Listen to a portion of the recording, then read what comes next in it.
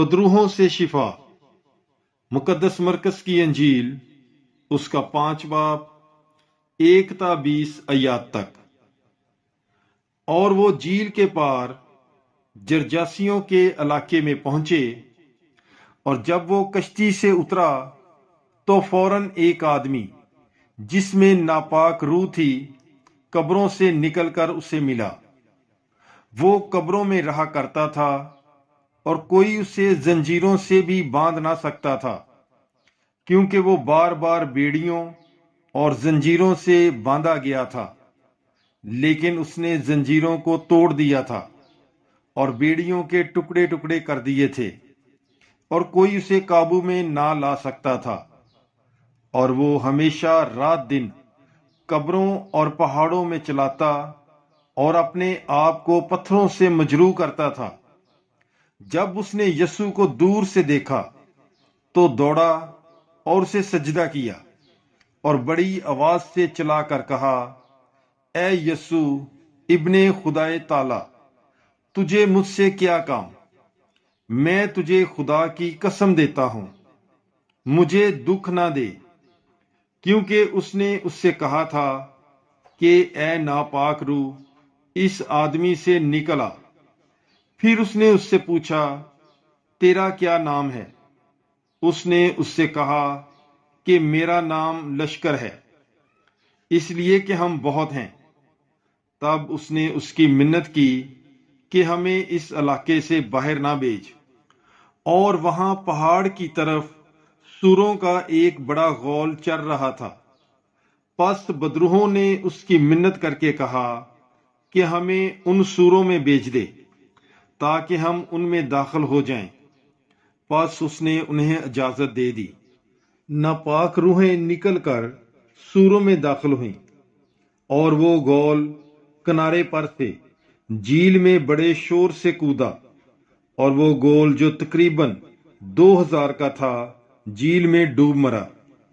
और उनके चराने वाले भागे और शहर और देहात में खबर पहुंचाई। तब लोग ये माजरा देखने निकले और यीशु के पास आए, और उस असेब ज़दा को जिसमें वो लश्कर था बैठा और कपड़े पहने और होश में देखा, और डर गए। और देखने वालों ने उन्हें असेब ज़दा का माजरा और सूरों का हाल बयान किया। तब वो उसकी मिन्नत करने लगे कि हमारी सरहद से चला जा। जब वो कश्ती पर चढ़ा तो जो असेब ज़दा था वो उसकी मिन्नत करने लगा कि मैं तेरे साथ रहूं। लेकिन उसने उसे इजाजत ना दी, बल्कि उससे कहा कि अपने घर अपनों के पास जा और उन्हें खबर दे कि खुदावंद ने तेरे लिए कैसे बड़े काम किए और तुझ पर रहम किया। तब वो चला गया और दिकापुलिस में उन कामों का चर्चा शुरू किया जो यीशु ने उसके लिए किए थे, और सब मुतज्जब हुए।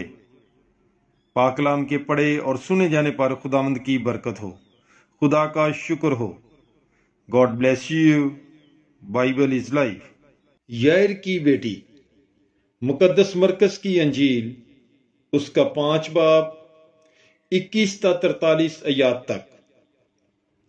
और जब यीशु कश्ती पर फिर पार आया तो बड़ा हजूम उसके पास जमा हो गया, और वो झील के किनारे था।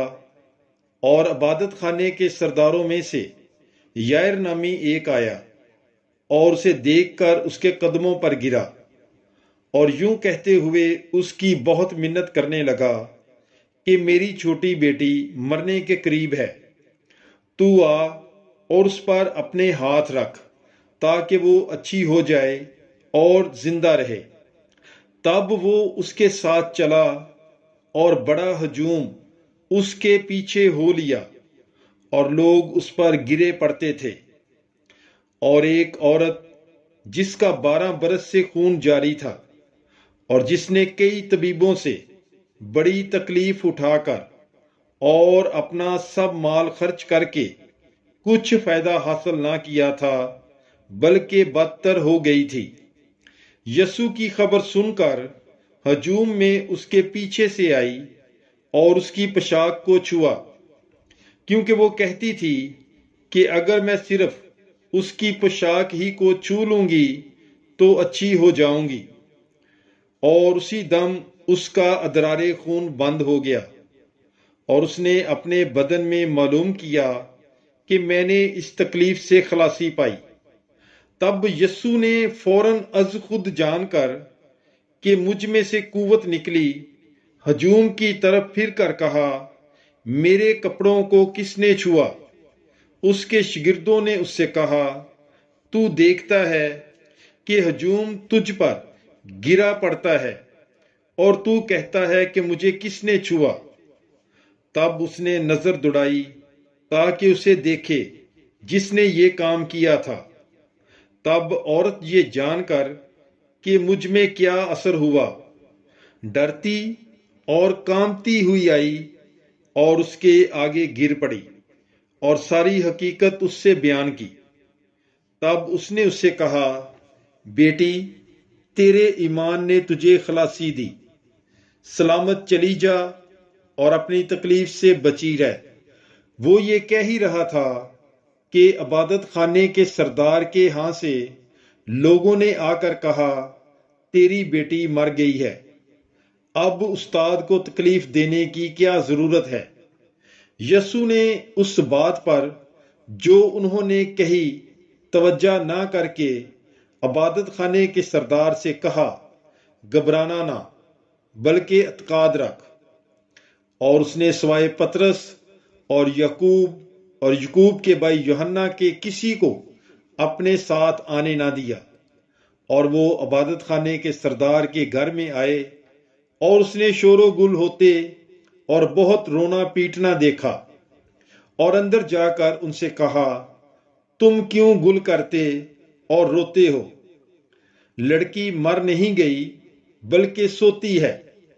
وہ اس پر ہنسنے لگے۔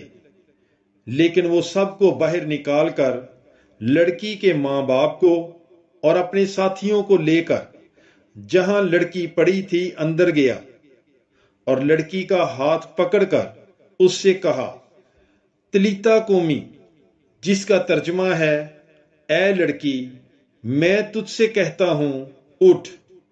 لڑکی فوراً اٹھی اور چلنے پھرنے لگی، کیونکہ وہ 12 برس کی تھی۔ تب لوگ نہایت ہی حیران ہوئے۔ پھر اس نے انہیں بڑی تاکید سے حکم دیا کہ یہ کوئی نہ جانے، اور فرمایا کہ اسے کچھ کھانے کو دیا جائے۔ پاک کلام کے پڑھے اور سنے جانے پر خداوند کی برکت ہو۔ خدا کا شکر ہو۔ God bless you. Bible is life.